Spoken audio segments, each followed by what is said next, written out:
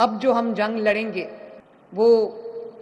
غربت کے خلاف جنگ ہوگی، جہالت کے خلاف جنگ ہوگی، فتنے فساد کے خلاف ایک جنگ ہوگی، اور انشاءاللہ تعالی مجھے پورا یقین ہے کہ وہ جنگ ہم ضرور جیتیں گے۔ دیکھیں میری ایک بات سنیں، یہ جو ملک کی خدمت ہوتی ہے وہ ہر کسی کے نصیب میں نہیں ہوتی۔ یہ اللہ تعالیٰ نے بہت خوش نصیب لوگ ہوتے ہیں جن کو اللہ تعالیٰ اپنے ملک کے لیے، اپنے قوم کے لیے چن لیتا ہے۔ ورنہ عہدے تو بہت لوگوں کو مل جاتے ہیں، زیادہ بدنام ہو کے عہدہ آپ کو ایکسپوز کر دیتا ہے۔ اگر آپ کی نیت اچھی نہیں ہے تو آپ کو وہ عہدہ کچھ نہیں دے سکتا، بلکہ آپ بدنام ہو کے جاتے ہیں۔ غلطیاں بھی انسان سے ہوتی ہیں، ہم لوگ انسان ہیں، لیکن اللہ تعالیٰ کامیابی دے رہا ہے۔ میں بچوں کو یہی کہتی تھی کہ ہم وہ نغمہ سنتے تھے، ملی نغمہ یہ وطن تمہارا ہے، تم ہو پاسباں اس کے، تو آج آپ کو سمجھ آئی ہے کہ یہ وطن کو اون کرنا، اس کے لیے اس جذبے کے ساتھ کھڑے ہونا، اگر یہی جنگ پاکستانی قوم ڈیوائیڈ ہو کے، پولیٹیکل پارٹیز میں ڈیوائیڈ ہو کر، پولیٹیکل فلسفی میں ڈیوائیڈ ہو کر، پولیٹیکل بکرنگ میں ڈیوائیڈ ہو کر اگر یہ جنگ لڑتی تو قسم سے یہ جنگ ہم کبھی نہ جیتتے۔ اور جنگ لڑنے کے لیے آپ کو جنگی ساز و سامان کی ضرورت نہیں ہوتی، اس کی بھی ضرورت ہوتی ہے، صرف جنگی ساز و سامان کی ضرورت نہیں ہوتی، صرف ٹینکس کی ضرورت نہیں ہوتی، صرف ویپنز کی ضرورت نہیں ہوتی۔ جنگ جیتنے کے لیے آپ کو ایک غیر متزلزل اللہ تعالیٰ کی طاقت ایمان کی ضرورت ہوتی ہے، اور یہی ایمان تھا کہ جے ایف تھنڈر نے فرینچ طیارے، رافیل طیارے مار گرائے پاں۔ ابھی تک دنیا سوچ رہی ہے کہ یہ کیا ہو گیا، لوگوں کو پہلے تو یقین ہی نہیں آیا۔ لوگوں کو کیا یقین آنا تھا، ہمیں خود یقین نہیں آیا۔ اور آج in the committee of nations, international stage پہ، گلوبل سٹیج پہ پاکستان اللہ تعالیٰ کے فضل و کرم سے سر اٹھا کے کھڑا ہے۔ ہمیں فخر ہے اپنے ملک پہ۔ اب جو ہم جنگ لڑیں گے وہ غربت کے خلاف جنگ ہوگی، جہالت کے خلاف جنگ ہوگی، اس ملک کو بہتر سے بہتر بنانے کی جنگ ہوگی، فتنے فساد کے خلاف ایک جنگ ہوگی، اور انشاءاللہ تعالی مجھے پورا یقین ہے کہ وہ جنگ ہم ضرور جیتیں گے، اور پاکستان کو ایک اکنامکلی بھی وائبل مولٹن لیڈ وال بنائیں گے، بلکہ پاکستان کو ترقی یافتہ ملک بنانے کے لیے، ترقی یافتہ نیشن بنانے کے لیے جو دن رات ہمیں ضرورت ہے محنت کرنے کی، انشاءاللہ تعالی میں مریم نواز شریف آپ سے وعدہ کرتی ہوں کہ اس پاکستان کو غربت سے آزاد کرانے کے لیے، آپ کی زندگیوں میں بہتری لانے کے لیے، اپنے ملک کے لیے دن رات ایک کرنے کے لیے میں کوئی کسر نہیں چھوڑوں گی انشاءاللہ۔ میں مریم اورنگزیب کو بھی شاباش دینا چاہتی ہوں، جنہوں نے اس مانیومنٹ کے اوپر دن رات کام کیا، اور بینک آف پنجاب کا شکریہ ادا کرنا چاہتی ہوں، آئی ڈیپ کا، شامیر کا شکریہ ادا کرنا چاہتی ہوں، انٹرنیشنل ایکسپرٹس کا شکریہ ادا کرنا چاہتی ہوں، اور پی ایچ اے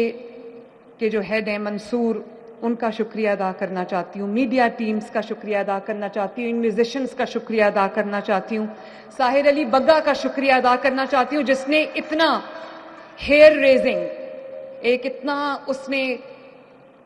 راؤزنگ گانا گایا ہے کہ دل کرتا ہے کہ انسان اس وطن کے لیے کچھ کر جائے۔ جو ایونٹ آرگنائزرز ہیں ان کو بھی اتنا خوبصورت ایونٹ آرگنائز کرنے میں دل کی گہرائیوں سے ان کا بھی شکریہ ادا کرتی ہوں۔ میرے جو یہاں پر فرنٹ رو میں بھی اور پیچھے بھی میرے منسٹرز بھی کیبنٹ کے بیٹھے ہیں ماشاءاللہ، پارلیمنٹیرینز بھی بیٹھے ہیں، پولیس بھی بیٹھی ہے، آئی جی صاحب بیٹھے ہیں، اور کیبنٹ ممبرز بیٹھے ہیں، میری بیوروکریسی کے جو حضرات ہیں وہ بیٹھے ہیں۔ میں آپ سب سے یہ بہت ادب سے ایک ریکویسٹ کرنا چاہتی ہوں کہ آج ہم یہ فیصلہ کر کے یہاں سے اٹھیں کہ ہم اپنے وطن کو عظیم سے عظیم تر بنانے کے لیے کوئی کسر نہیں چھوڑیں گے، اور اس وطن کی جو عوام ہے، 25 کروڑ عوام، ان کی خدمت میں بھی ہم دن رات ایک کریں گے انشاءاللہ. آج یہ ایک رینیوڈ عہد کر کے ہم یہاں سے اٹھیں. اور میں اپنے نوجوانوں کو یہ کہنا چاہتی ہوں, اپنے مزدوروں کو یہ کہنا چاہتی ہوں, اپنے کسانوں کو یہ کہنا چاہتی ہوں, اپنے ٹیچرز کو یہ کہنا چاہتی ہوں, اپنی اسٹوڈنٹس کو یہ کہنا چاہتی ہوں, اپنے سیاستدانوں کو یہ کہنا چاہتی ہوں کہ اپنے پولیٹیکل ڈفرینسز ایک سائیڈ پہ رکھیں. دیکھیں میری ایک بات سنیں, یہ جو ملک کی خدمت ہوتی ہے وہ ہر کسی کے نصیب میں نہیں ہوتی. یہ اللہ تعالیٰ نے بہت خوش نصیب لوگ ہوتے ہیں جن کو اللہ تعالیٰ اپنے ملک کے لیے, اپنے قوم کے لیے چن لیتا ہے. ورنہ عہدے تو بہت لوگوں کو مل جاتے ہیں. زیادہ بدنام ہو کے عہدہ آپ کو ایکسپوز کر دیتا ہے. اگر آپ کی نیت اچھی نہیں ہے تو آپ کو وہ عہدہ کچھ نہیں دے سکتا, بلکہ آپ بدنام ہو کے جاتے ہیں. اگر آپ کی نیت اچھی ہے, غلطیاں بھی انسان سے ہوتی ہیں, ہم لوگ انسان ہیں, لیکن اللہ تعالیٰ کامیابی دے رہا ہے. آپ دیکھیں یہ ملک کہاں سے شروع ہوا تھا, 2018 میں اس کی تنزلی شروع ہوئی تھی, اور آج جب لوگ کہہ رہے تھے کہ یہ ملک ڈیفالٹ کر جائے گا, یہ ملک کا کوئی معاشی مستقبل نہیں ہے,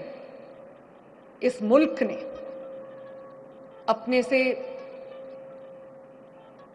4-5 گنا بڑی اکانومی کو, 4-5 گنا بڑے جو طاقت ہے اس کو اس ملک نے دھول چٹا دی. تو یہ بات سچ ہے کہ یہ مٹی بہت بہت زرخیز ہے, تھوڑا سا پانی مانگتی ہے, تھوڑی سی محنت مانگتی. اور ابھی یہ جو بجا رہے تھے دھن, بہت خوشی بھی ہوتی ہے یہ دھنیں سن کے, یہ لیرکس سن کے کہ اے راہ حق کے شہیدوں وفا کی تصویروں, تمہیں وطن کی ہوائیں سلام کہتی ہیں. تو ہم اپنے شہیدوں کو ایک بار پھر خراج عقیدت پیش کرتے ہیں, سلام پیش کرتے ہیں, اور دعا کرتے ہیں کہ اللہ تعالیٰ ان کے درجات بلند فرمائے, اور جو ہماری افواج پاکستان ہے اللہ تعالیٰ ان کی حفاظت فرمائے, اللہ تعالیٰ پاکستان کی حفاظت فرمائے. اور میں اپنے کمشنرز اور ڈپٹی کمشنرز کو بھی شاباش دینا چاہتی ہوں کہ میں نے ان کو کہا کہ ہم نے بہت ایک پیشن کے ساتھ, جذبے کے ساتھ ہم نے یہ 14 اگست جو ہے وہ اپنا سیلیبریٹ کرنا ہے, تو اپنی عمارتوں کو سجائیں گرین اور وائٹ, سبز اور سفید رنگ کے کلرز میں,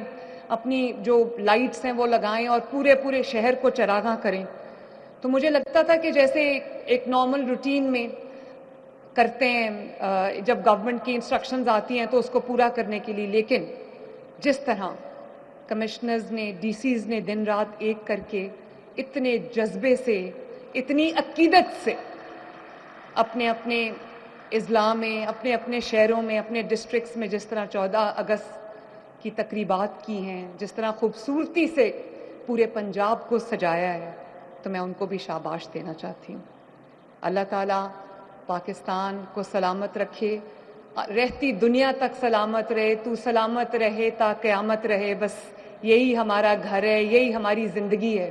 اور اللہ تعالیٰ کرے کہ ہم اپنی زندگیوں میں پاکستان کو بہت اوپر جاتا دیکھیں. پاکستان ہمیشہ زندہ باد.